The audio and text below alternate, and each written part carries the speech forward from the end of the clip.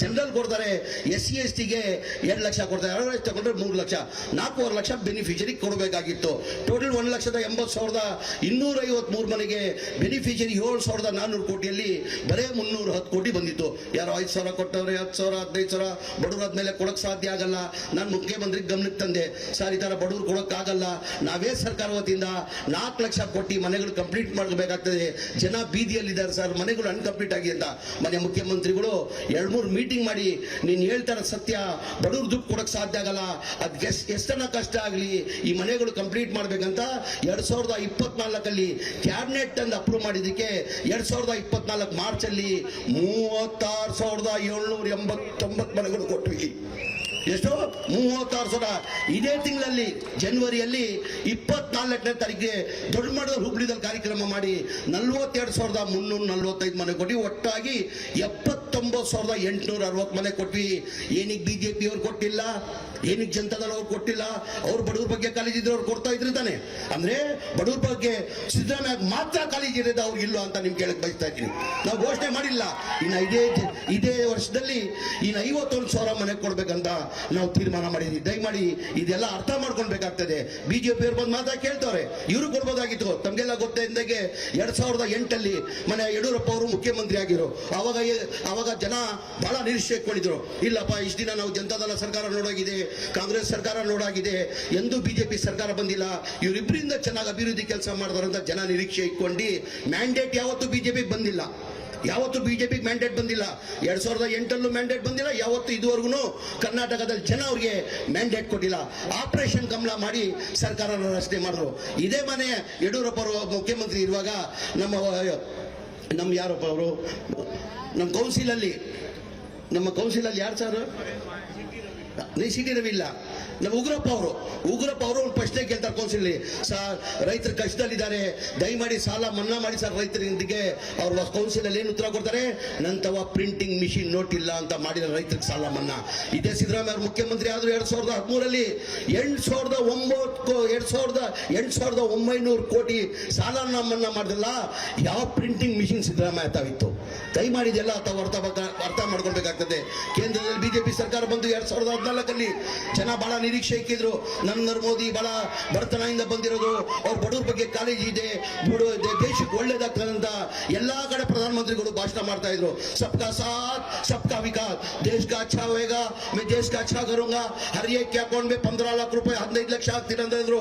15 ಪೈಸೆ ಆಗ್ಲಿಲ್ಲ. 2 ಕೋಟಿ ಜನ ಯುವಕರಿಗೆ ಕೆಲಸ ಕೊಡ್ತೀನಿ ಅಂದ್ರು, ಯುವಕರಿಗೆ ಕೆಲಸ ಕೊಟ್ಟಿಲ್ಲ.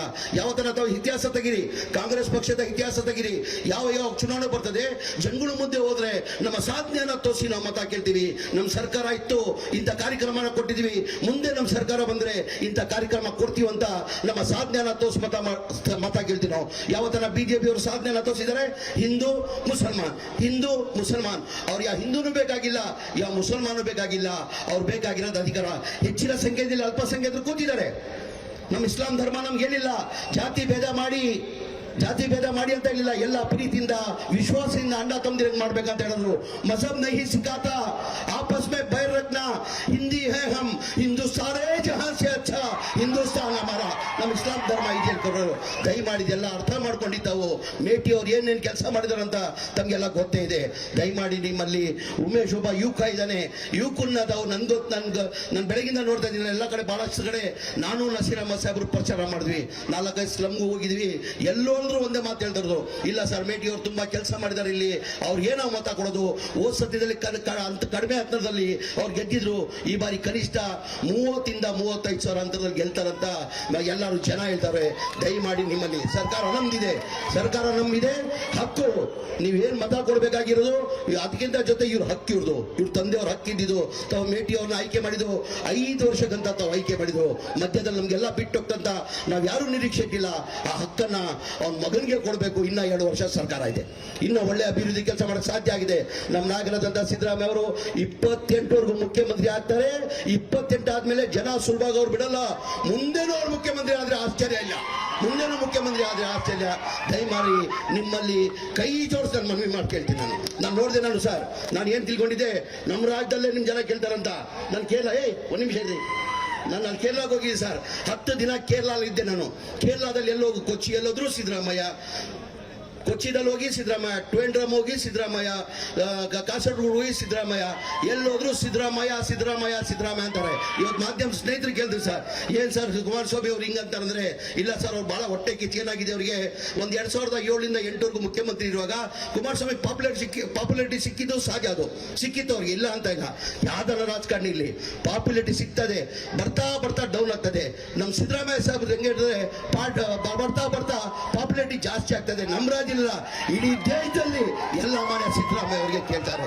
ದಯಮಾಡಿ ಇದು ಸಿದ್ದರಾಮಯ್ಯ ಮರ್ಯಾದೆ ಪ್ರಶ್ನೆ, ಇದು ಸಿದ್ದರಾಮಯ್ಯ ಅವ್ರ ಮರ್ಯಾದೆ ಪ್ರಶ್ನೆ. ಉಮೇಶ್ ಅವರು ಕ್ಯಾಂಡಿಡೇಟ್ ಇಲ್ಲ, ಉಮೇಶ್ ಭೇಟಿ ಅವರು.